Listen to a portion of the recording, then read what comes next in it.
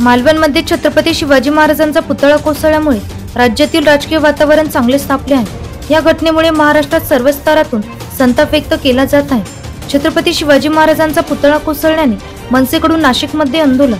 नाशिकच्या पातळी फाटा परिसरात असलेल्या छत्रपती शिवाजी महाराजांच्या पुतळ्यासमोर आंदोलन, प्रचंड घोषणाबाजी आणि सरकार विरोधात निषेध व्यक्त करत मनसे सैनिकांनी संताप व्यक्त केला। आंदोलनादरम्यान मनसेचा रास्तारोको करण्याचा प्रयत्न करण्यात आला। पोलीस आणि मनसे सैनिकांमध्ये धक्काबुक्की होऊन मनसेकडून होणारा रास्तारोको पोलिसांनी थांबवला। रास्तारोको करण्याच्या प्रयत्नात असलेल्या आंदोलक आणि पोलिसांमध्ये बाचाबाची होऊन परिसरात तणावपूर्ण वातावरण झाले होते।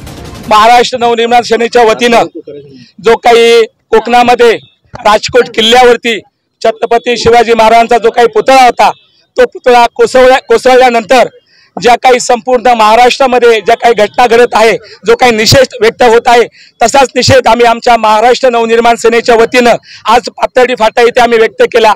अतिशय शांततेच्या मार्गाने आम्ही हे आंदोलन आम्ही करत होतो, परंतु जे काही डिपार्टमेंटचे जे काही पोलीस निरीक्षक होते, पोलीस अधिकारी होते, ते आमचे मार्गदर्शक आहे सलीम मामा शेख, ते माजी नगरसेवक आहे, माजी स्टँडिंग कमिटीचे चेअरमन आहे आणि आमच्या पक्षाचे ते नेते आहे। आणि त्यानंतर तुम्ही जर समजा आमच्या वडिलांप्रमाणे जे सलीम मामा शेख असतील त्यांना जर तुम्ही असं धक्काबुक्की करत असाल तर ती गोष्ट योग्य नाहीये।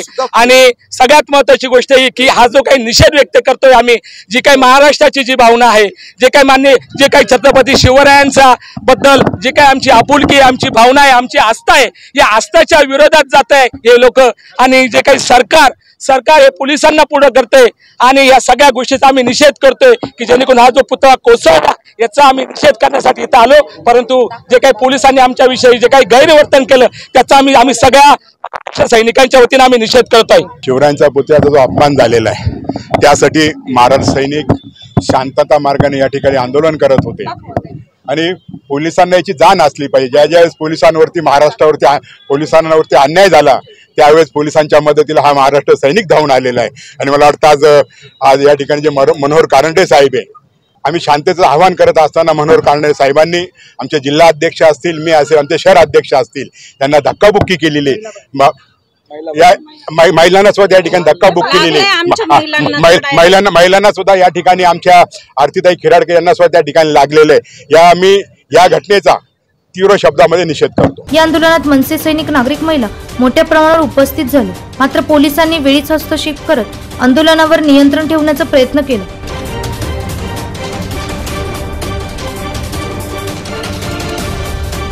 एनसी न्यूज साठी प्रतिनिधी रोहन दानी, नाशिक।